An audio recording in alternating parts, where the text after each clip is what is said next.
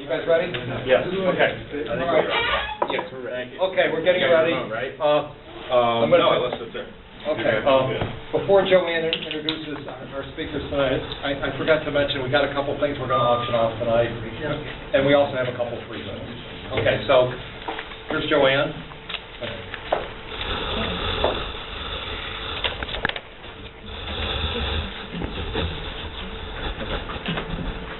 Okay, good evening.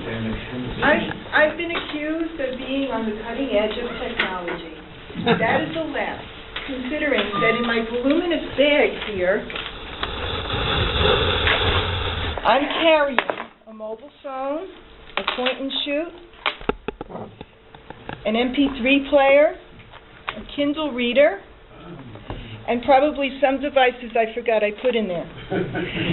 These devices entertain me and keep me involved with the people and activities that I love. But they're rather old school. They were accumulated during a period of time that they were actually being offered on the market. Is this how my generation deals with progress? Imagine growing up today where one device can do all these things at once. A young person can assume that their iPad or BlackBerry, with it they can keep connected, read novels, listen to music, without fiddling around with menus and, of course, the means of carrying them. So, after tonight, I may just throw away the huge albatross and switch over to the current trend with Lee and Augusta Tubb. We hope you enjoy our presentation and come away with a clearer idea and less fear of our digital environment and how it impacts our everyday thinking.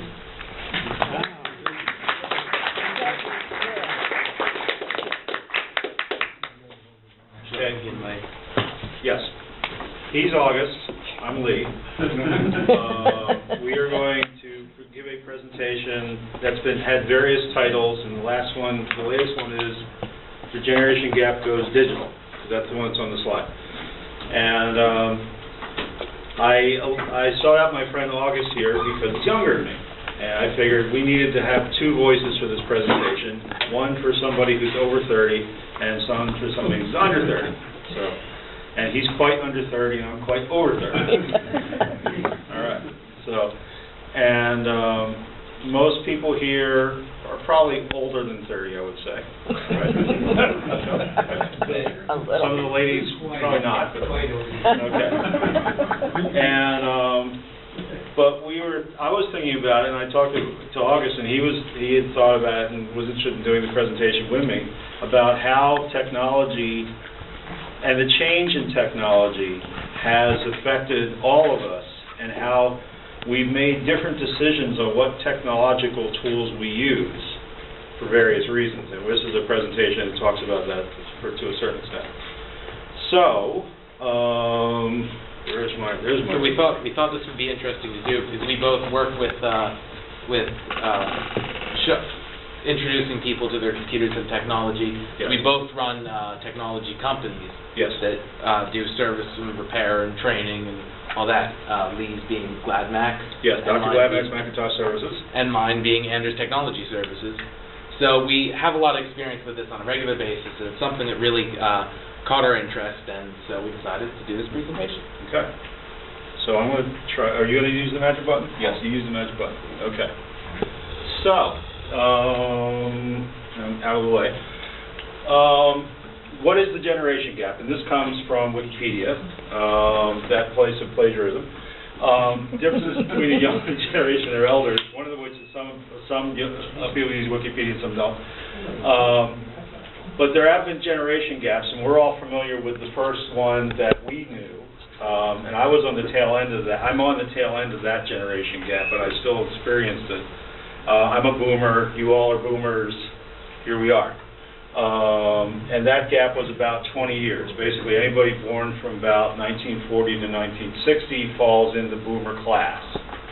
So, does it work? Boomer starts after the war. You gotta hit the right button. The right button? That's it. There you go. Okay. Until 64. Gotta go back. Okay. But there have been other generation gaps that have followed this one. One is the one between boomers and Generation X, who are people born between 1960 and 1980. And then there's a gap between Generation X and Generation Y, who are the millennials or the net generation. That's 1980 to 1995, roughly. And then between generation gaps Y and Z, which is the I generation, 1995 to 2000. You notice that the size, well, the same detect a trend. We haven't really rehearsed this. There is an increase in the number and the decrease in the size of generation gaps. In other words, there are more generation gaps and there's less of a space between generations. So the generation gaps are tighter. And that's basically because of the increased pace of technological change. As more new stuff has hit us faster, I posit, that's why we have smaller, thinner gaps. So, moving on. Okay. And of course there's proof, enough proof for me. A wonderful New York Times article from about 2 years ago reported that there is evidence of several mini-generation gaps created by the rapid change of technology, with only 2 to 4 years separating one gap from another.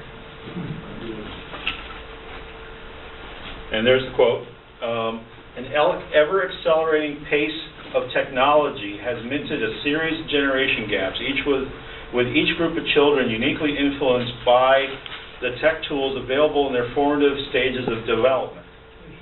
And if the technology is changing faster, then the newer group of children in a tighter age bracket are glomming onto the newest technology change, while basically we grow up with a certain amount of technology. Most of us stick to that. A lot of people don't really adopt to the newer stuff.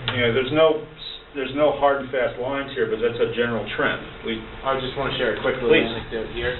I have a friend who babysits, and evidence of this can be seen in children as young as toddlers.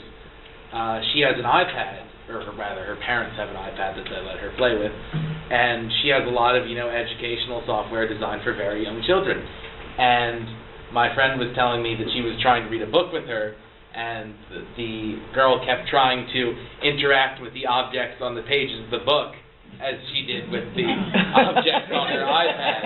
She was befuddled and confused when she could not move the ball on the printed page.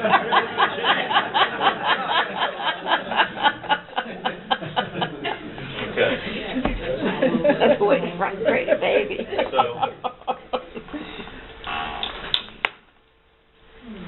College students scratch their heads at what their high school siblings are doing, and the high school kids are scratching their heads at what the younger siblings are doing.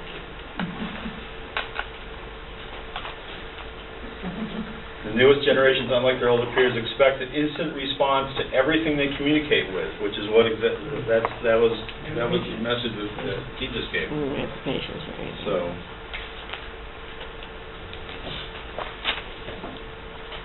And yes, you can see the many generation gaps, the strongest evidence of that in how we communicate with each other and what choices we make and how we communicate with each other.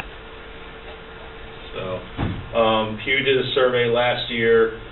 Teenagers are more likely to send instant messages than slightly older 20-somethings and to play online games. And I think that's actually a little old. Okay, and then LexisNexis did a study in 2008.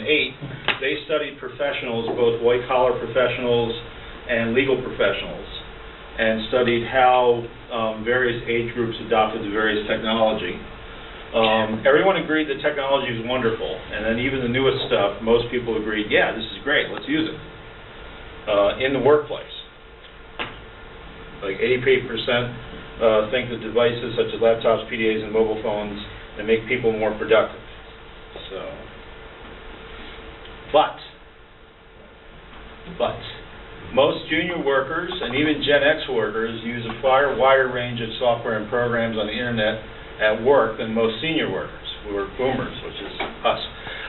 Only 35% of boomers say they use music playing software at work versus 60% of Xers and 58% of Yers.